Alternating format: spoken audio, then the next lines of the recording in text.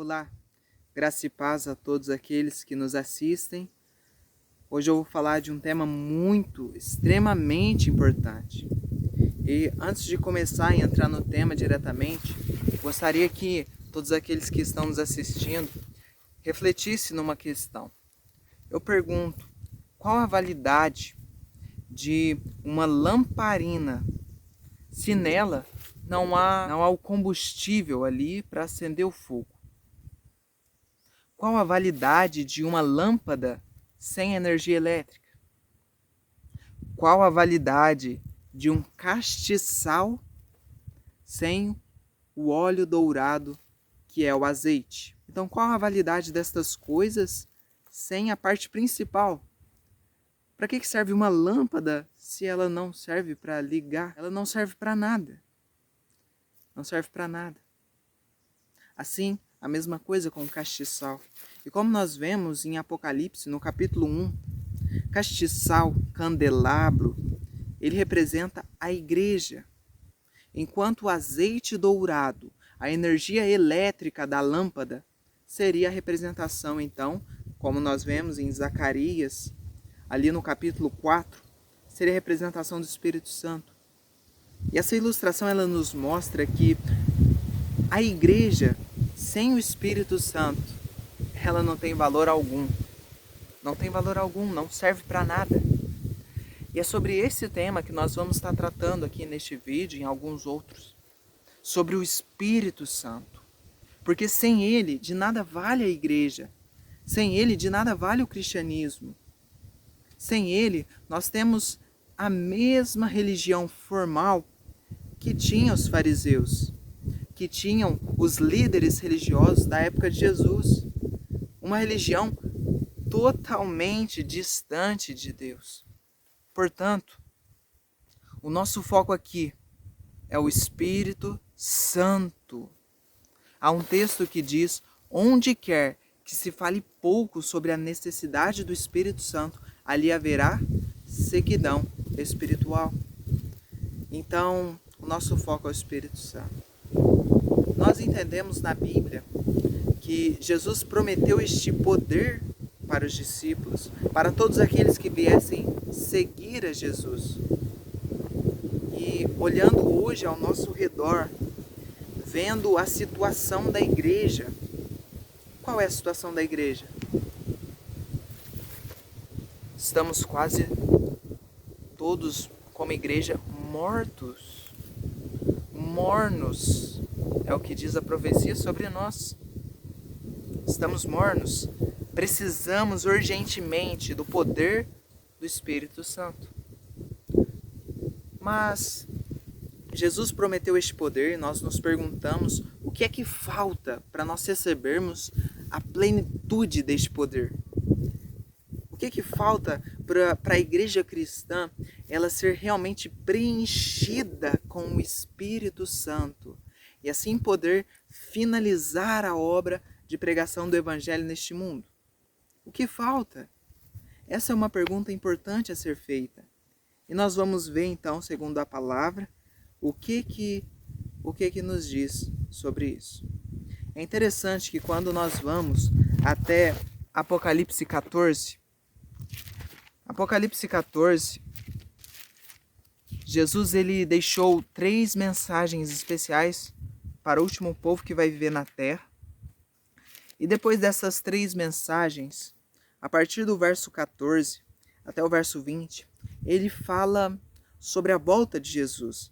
Mas ele fala sobre a volta de Jesus usando um símbolo, o símbolo da colheita. Nós não vamos ler aqui.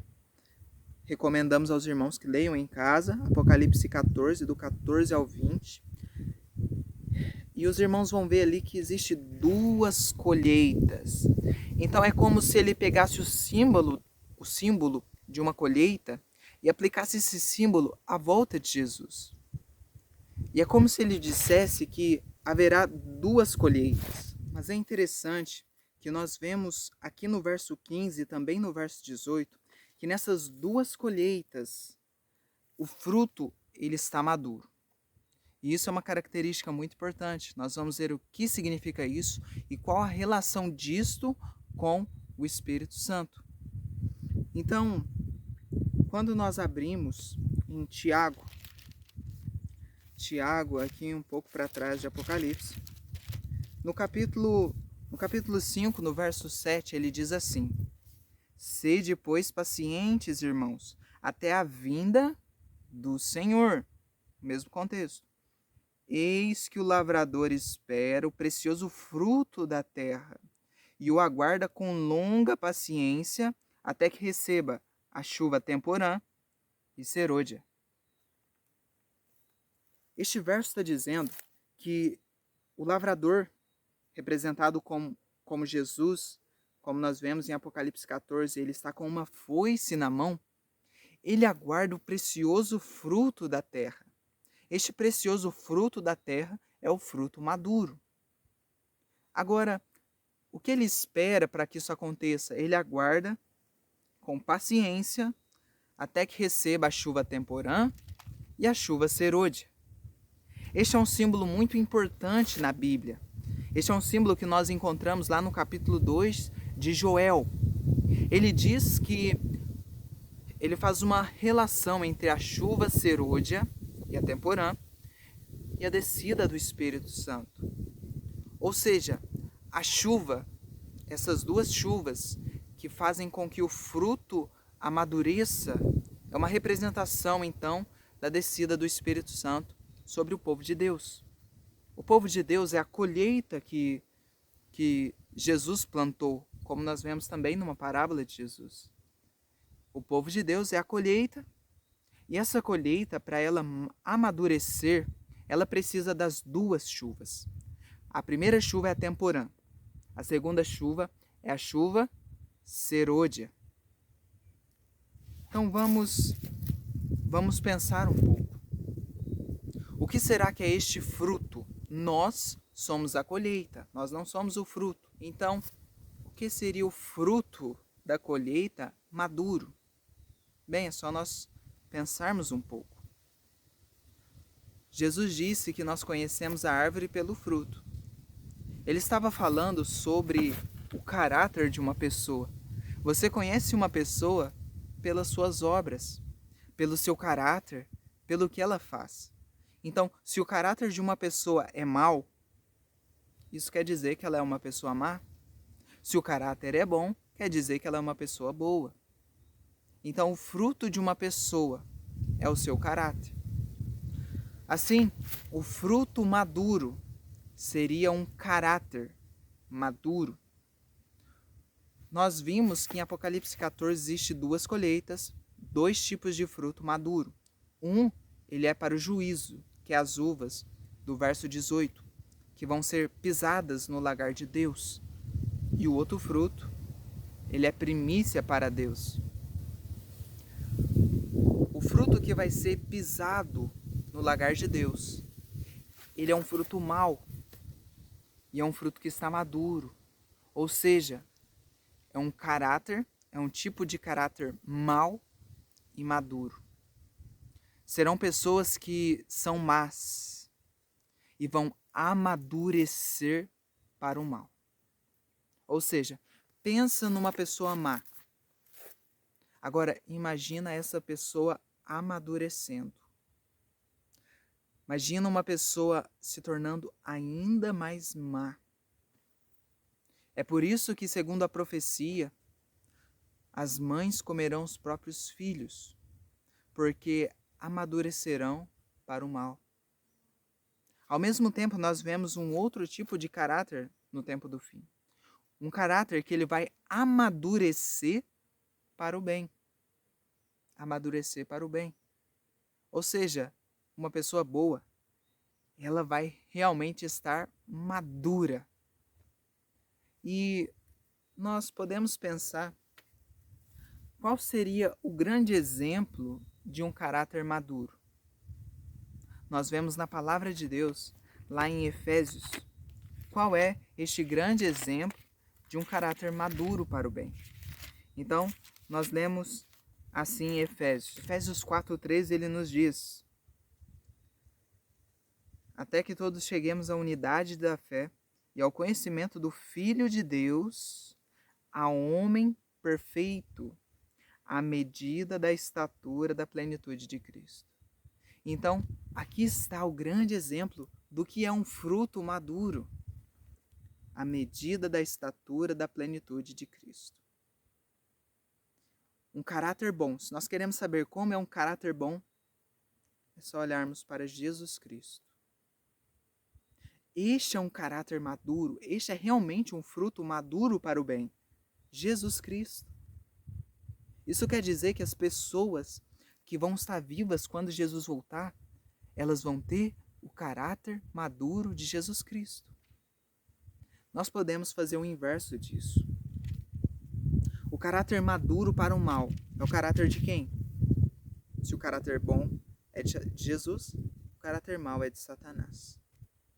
Isso quer dizer que as ações das pessoas dos últimos dias que amadurecerem para o mal, elas terão o caráter de Satanás. Então isso é muito sério. Isso nos mostra a importância do Espírito Santo. Porque como nós vimos, para amadurecer para o bem, nós precisamos receber a chuva temporã e serôdia, que é o Espírito Santo. Mas a minha pergunta, a pergunta que motiva este vídeo é: o que falta para recebermos a chuva serôdia, que é aquela que vai realmente amadurecer o fruto? O que é que falta? Esta é a pergunta a ser feita.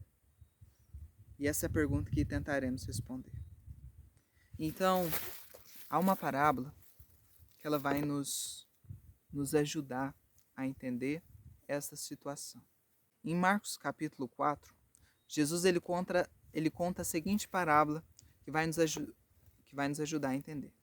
E ele diz assim: assim é o reino de Deus, como se um homem lançasse semente à terra, e vai dormir, e se levanta noite e de dia, e a semente brota e cresce, e ele nem sabe como, porque a terra por si mesma produz fruto.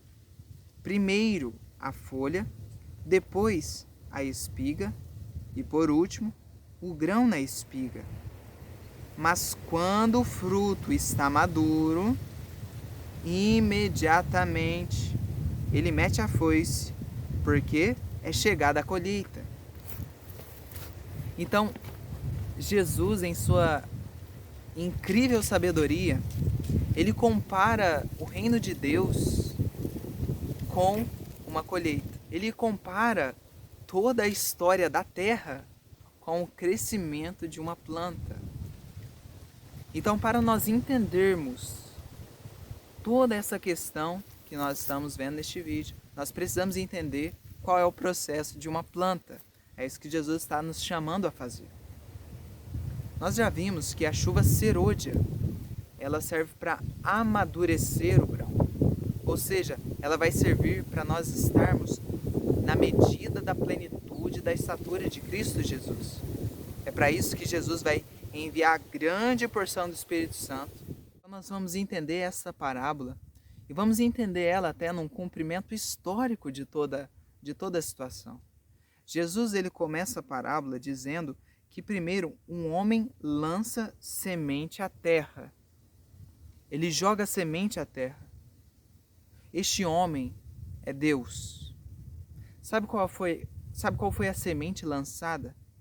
Nós encontramos a resposta em João no capítulo 12, no verso 24. Jesus diz assim: na verdade eu vos digo, se o grão de trigo caindo na terra não morrer, permanece só, mas se morrer, dá muito fruto. Jesus estava falando aqui, ele estava falando de si mesmo. E ele se compara a um grão de trigo. Então, o grão lançado à terra foi Jesus. Deus lançou Jesus à terra. E o que precisou acontecer? Este grão, ele tem que morrer, para que então venha germinar a semente. E Jesus aqui ele nos dá um princípio bem interessante para a passagem de uma fase da planta para outra, é necessário morte. Ou seja, primeiro havia semente. Para a semente germinar, ela precisa ter uma morte do seu estado. Isso se cumpriu na cruz do Calvário, foi a primeira morte. E esta morte na planta, ela não termina, mas a cada estágio é necessário a morte do que estava acontecendo anteriormente para o próximo passo. Ou seja, para a semente ela ir para o próximo passo, que é germinar, ela precisa morrer. Depois que germina a semente, para ela passar para o próximo passo, ela precisa morrer para si mesma e ela precisa transformar a sua forma e dar folhas. Então, para sair desta forma de folhas e ir para a próxima fase, ela também precisa morrer para si. E ela precisa, então, criar a espiga. Então, em cada fase, a morte. Depois da morte de Cristo, a semente ela pôde germinar com os discípulos no Pentecoste, que foi quando começou a cair a primeira chuva, a chuva temporã. A chuva temporã na agricultura, ela serve justamente para a germinação daquela semente e para o crescimento depois também. O orvalho também está relacionado a isso, né? Para a planta continuar crescendo, ela precisa de água. Isso começou lá no Pentecostes, há 2000 anos atrás, com o derramamento em grande porção do Espírito Santo sobre os apóstolos. Lá começou a germinação da planta da terra, da colheita que Jesus vai fazer no fim do tempo. Então, esta primeira chuva, ela começou lá com os discípulos. E assim a planta, ela foi crescendo no decorrer de centenas, milhares de anos. 2000 anos se passaram e esta planta ainda está se desenvolvendo. Mas ela vai chegar num ápice. E esse ápice é o ápice do fruto maduro. Então, Jesus ele nos dá esta sequência. Em Marcos 4:28. Primeiro aparece a folha, depois a espiga e por último o grão na espiga. O fruto que Jesus está usando aqui é o trigo, né? Ele usa a palavra espiga. Nós poderíamos pensar aqui no Brasil, algo que é mais comum, no milho. Então, primeiro é a espiga e depois, então, se forma o grão na espiga. E quando, irmãos, se forma o grão na espiga, então é o momento de cair a chuva, serôdia. Porque primeiro aparece o grão na espiga, mas com a chuva serôdia, ela enche esse grão.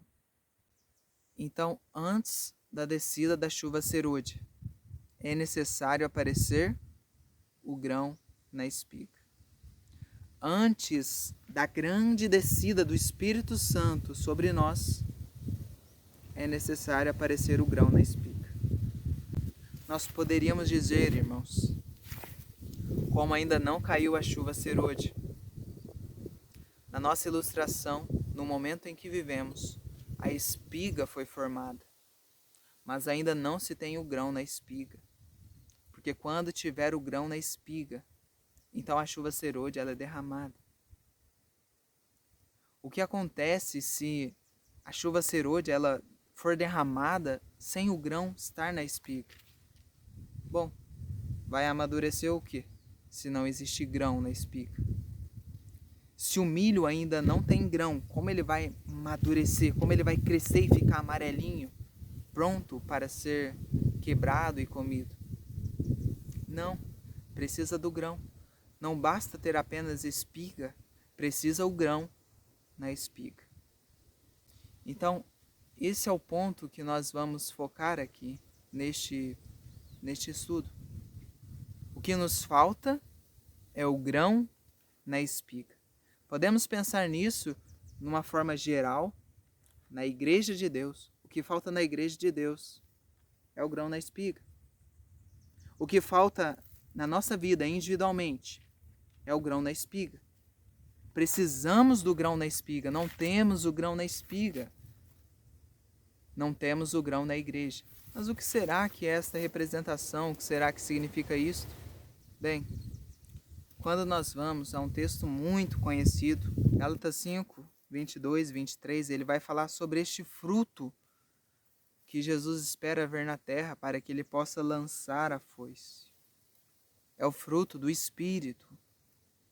E muitas das vezes nós temos falado e citado este verso sem realmente meditar e nos atentar ao que ele tem para nos mostrar. Então, Jesus ele fala, mas o fruto do Espírito é. Ele começa a citar aquelas características que nós já sabemos. Jesus está falando aqui do fruto do Espírito. Está falando a partir de Paulo. O fruto do Espírito. E na parábola de Marcos 4, ele também estava falando do fruto. Como que o fruto é formado? Então, estamos falando da mesma coisa. O fruto, nós estamos pensando no fruto como sendo trigo, ou podemos pensar no milho, que é semelhante. Podemos pensar também numa pocã, numa mexerica. Isso quer dizer o quê? É um fruto com vários gomos. O trigo é um fruto com vários grãos. O milho, a mesma coisa. O milho é um fruto com vários grãos. Então, aqui em Gálatas 5:22, ele vai nos mostrar quais são os grãos que ele espera ver formado na espiga. Em outras palavras, aqui estão as características que ele quer ver na sua igreja. Ele precisa ver todas estas características, porque se uma falhar, então o caráter ele não vai amadurecer plenamente, vai estar faltando algo. Quais são os grãos então que ele deseja ver na igreja? Amor, alegria, paz, paciência, benignidade, bondade, fé, brandura, temperança. Esses são os grãos. Ele quer ver todos esses grãos na igreja. Irmãos, quando essas características forem vistas na igreja, realmente forem vistas na igreja, então a chuva serôdia ela pode ser derramada, porque então o grão, o que era bom, vai se tornar ainda melhor, vai crescer na medida da plenitude da estatura de Cristo Jesus. Isso nos faz pensar que se precisa ser visto essas características na igreja, é porque elas não existem hoje na igreja. Não temos visto todas elas na igreja. Não vamos analisar cada característica aqui, mas nós vamos, e a principal delas, que é o amor. O amor é como se ele, de alguma forma, ele acabasse por englobar todas as outras características, todos os outros grãos. E nós vamos ver isso muito claro em 1 Coríntios, no capítulo 13, que é o capítulo do amor. Ali nós vemos, na descrição que Paulo faz do amor, nós vemos outras características aqui de Gálatas 5, 22, 23. Então, o que nós estamos vendo é que para que a chuva serôdia ela caia, Deus precisa ver na sua igreja o que ele não tem visto. Os grãos que contêm o fruto do Espírito.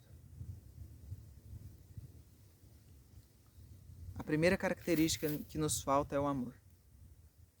E muitos podem pensar, mas nós temos sim amor. Bom, a minha pergunta é: será? Será que nós temos o verdadeiro amor? Nós temos aquele amor que é necessário para receber a chuva? Como é este amor? 1 Coríntios 13, a partir do 4, ele fala como é o amor. O amor é sofredor. Algumas versões dizem paciente, que é um outro fruto do Espírito. Quer dizer, é um outro grão do Espírito. É benigno. O amor não é invejoso. O amor não se vangloria.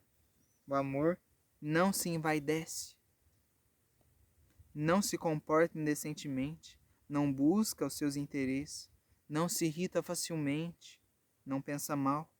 Não se regozija com a iniquidade, mas se regozija com a verdade. Sofre todas as coisas, crê em todas as coisas, espera em todas as coisas e suporta todas as coisas. Uma igreja que vive isso, indivíduos que vivem isto, realmente, eles estão sendo preparados para receber a chuva. Isso pode parecer um pouco banal, amor, mas é o que falta. É o que falta. Jesus, ele queria ensinar uma lição muito importante para os seus discípulos antes dele partir. E quando nós abrimos a Bíblia em João 13, no verso 34, ele fala sobre um novo mandamento. Ele diz: um novo mandamento eu vos dou, que vos ameis uns aos outros, assim como eu vos amei. E ele fala que, a partir disso, o mundo conhecerá que aqueles são discípulos de Jesus. Isso quer dizer que nós não temos visto este amor na igreja, e é por isso que a chuva serôdia, ela não pode ser derramada. Porque nós não vemos irmãos amando os outros irmãos como Cristo amou a igreja. E como foi que Cristo amou aos discípulos? Ele entregou a própria vida para os seus irmãos. Este é o verdadeiro amor. Isso é o que precisa ser visto. Homens dispostos a entregar a própria vida por uma pessoa que não merece a vida dele. É por não haver estas coisas na igreja que ela não pode receber o Espírito Santo. Muitas das vezes nós não abrimos o nosso entendimento porque nós não entendemos corretamente as coisas como são. Muitos, ao ouvir estas palavras, eles vão ter então um pensamento de amor conforme o que eles pensam sobre o amor. Eles vão achar que então o que falta na igreja é o que eles pensam de amor. Mas nós devemos perguntar para Deus o que é que Ele pensa de amor. Qual é o amor segundo o que Deus quer? Amor, irmãos, como nós vimos inclusive em 1 Coríntios 13, significa pessoas que não se vangloriam, pessoas que não se envaidecem, pessoas que não se irritam facilmente, pessoas que não se regozijam na iniquidade, mas se regozijam na verdade. Deus é amor, irmãos. É necessário ver um pouco de Deus na igreja. Quando este grão ele aparecer na espiga, então pode ser derramada a chuva para que esse grão amadureça. No entanto, nós precisamos falar de uma lição aqui. Muitos confiam que a chuva serôdia ela vai fazer o trabalho por nós. Mas, irmãos, se no tempo da chuva temporã nós não formarmos o grão na espiga, se no tempo da chuva temporã nós não tivermos o amor de Cristo no coração, a temperança, a brandura, a benignidade, o fruto do Espírito, não amadureceremos para o bem, mas teremos falha. Então o que nós precisamos, irmãos, é que um pouco de Deus seja visto na espiga. O que nós precisamos é que o grão seja visto na espiga. E tudo isso poderia se resumir num outro verso que nós já lemos. Em João, no capítulo 12, ele fala, se referindo a si mesmo, no verso 24, ele fala, se referindo a si mesmo, do grão de trigo. Qual é o grão que precisa ser visto na espiga? É o grão de trigo. E Jesus refere a si mesmo como o grão de trigo. Isso quer dizer que o que precisa ser visto na igreja é Jesus Cristo. Isso pode parecer um pouco paradoxal para muitos, porque o que vai realmente nos tornar semelhantes a Cristo é a chuva serôdia. Mas ao mesmo tempo, se Cristo não for visto na igreja, ela não vai receber a chuva serôdia. Há um texto do Espírito de Profecia que nos explica bem como são estas coisas.